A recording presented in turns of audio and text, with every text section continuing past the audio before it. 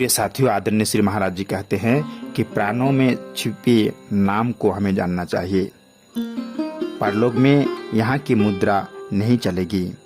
प्रिय साथियों, हम श्री महाराज जी कहते हैं हम लोगों ने संसार में बहुत कुछ प्राप्त किया, धन वैभव सब कुछ प्राप्त किया, परंतु आगे की कमाई के लिए कुछ सोचा है हमने? आगे की क्या ले जाना है और यहाँ कहाँ जाना है, इसकी तरफ तो हमने कभी सोचा ही नहीं है। बहुत लोग विदेश जाते हैं तो रुपए बदल कर डॉलर ले आते हैं या पोर्ट कर लेते हैं, क्योंकि विदेश में यहाँ की करेंसी नहीं चलती। वहाँ कोई चीज़ खरीदनी हो तो वहीं की मुद्रा लेनी होगी। इसी प्रकार कभी आपने सोचा कि जहाँ हम सब मरने के बाद जाएंगे वहाँ के लिए कौन सी करेंसी आपने जमा की है? बड़े बड़े ऋषि, बड़े बड़े नेता यहाँ से चले गए। आज नेहरू जी, महात्मा गांधी जी, सुभाष चंद्र बोस जैसे महापुरुष कहाँ चले गए?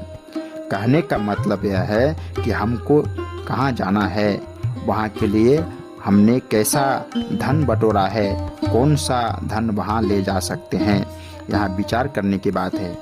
इसलिए हमारे संतों ने कहा कि भाई, यह शरीर भी चिंता में जलकर राख हो जाएगा तो साथ क्या जाएगा?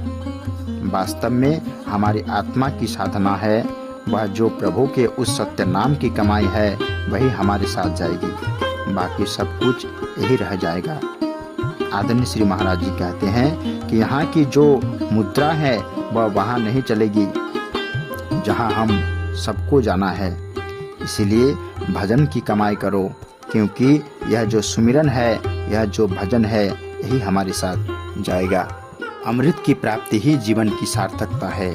इस मानव शरीर में एक यज्ञ चल रहा है जिसमें प्रत्येक क्षण हम प्राणों की आहुति दे रहे हैं। इसीलिए कहा गया है, या देवी सर्वभूतेषु प्राण शक्ति रूपेण संस्थिता, नमस्तस्यै नमस्तस्यै नमस्तस्यै नमो नमः। यह ज्ञान यज्ञ सभी सफल होगा जब हम प्राणों की आहुति देते हुए अपान और प्राण के रहस्य को समझ लें।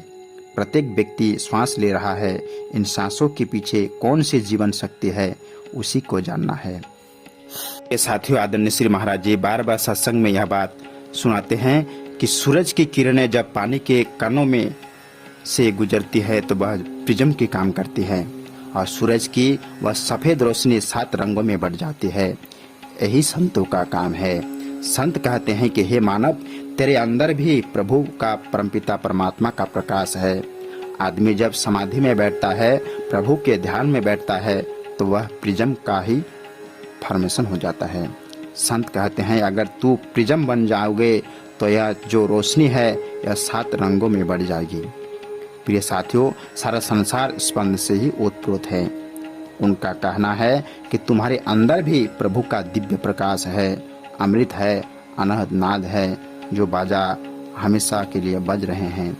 प्रिय साथियों, उसके जानने के लिए हमें समय के तत्वदर्शी महान पुरुष सदगुरु के पास जाना होगा।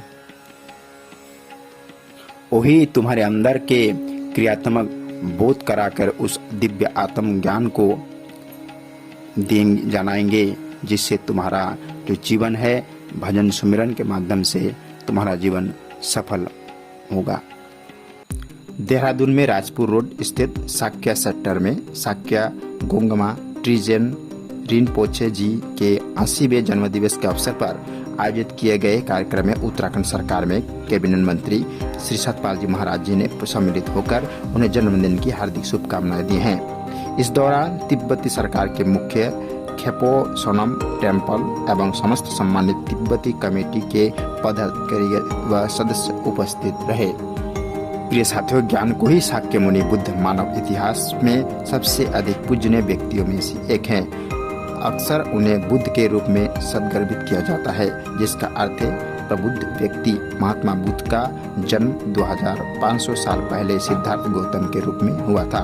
जी हाँ दोस्तों, देहरादून में राजपुर रोड स्थित साक्य सेक्टर में साक्या गोंगमा ट्रिजेन रिनपोचे जी के 80वें जन्मदिवस के शुभ अवसर पर आयोजित कार्यक्रम में उत्तराखंड सरकार में पर्यटन, धर्म, संस्कृति, लोक निर्माण, जलागम मंत्री श्री सतपाल महाराज जी ने सम्मिलित होकर उन्हें जन्मदिन की हार्दिक बधाई एवं शुभकामनाएं दी हैं।